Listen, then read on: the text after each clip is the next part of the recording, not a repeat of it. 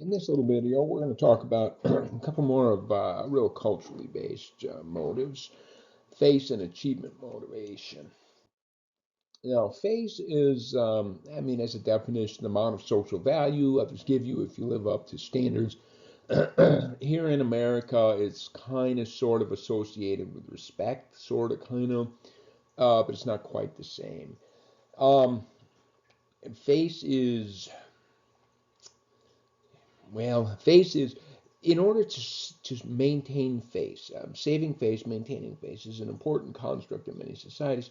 You have to be paying attention to your weaknesses because your weaknesses are clearly those points that you should touch upon. And so face is really interesting. You can lose it in a hurry. And that is to say, if you have a weak point and you did not address that weak point, you can definitely crash on face. Okay? So you have to live up to what standards society expects of you, what roles you're supposed to play. And so what happens is East Asians tend to be much more self-critical, and a large reason is that keeps them in tune with their weaknesses where they need to improve. But you find that as a result of some of this self-criticism stuff, you find that cultures vary to the extent to which they have this promotion orientation versus a prevention orientation. That is, um, to boost your self esteem is to promote yourself. To avoid losing face, we must have a prevention orientation, right? So it's just a different way, depending on how your culture views what's important. And so here, for example, they had people complete a task, and they were from either Canada or Japan. At the end of the task, they told them either, "Hey, you are great at this," or "You really did poorly on this." And then what happens is they ask them to repeat a task.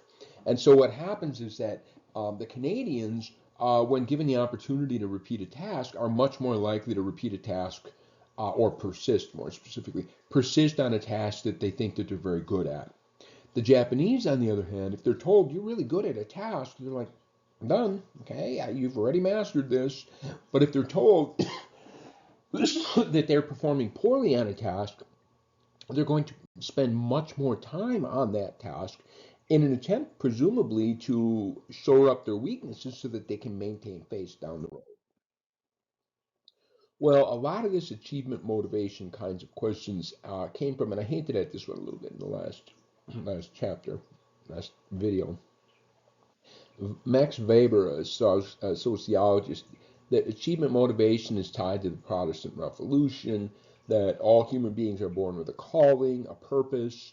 You work hard because that's what God wants from you. Meanwhile, predestination, it's already predetermined, so you work hard and you see that you are rewarded, and that's your evidence that God, in fact, has, in fact, selected you to go to heaven upon death.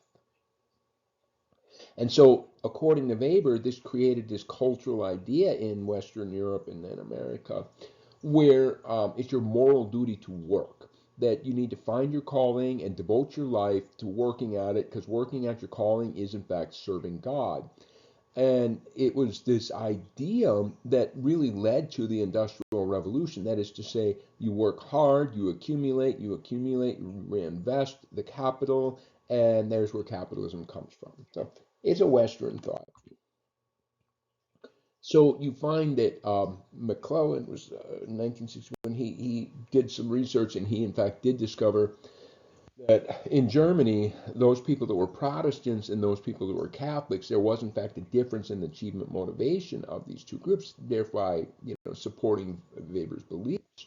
Protestants are more likely to encourage children to be self-reliant at an earlier age.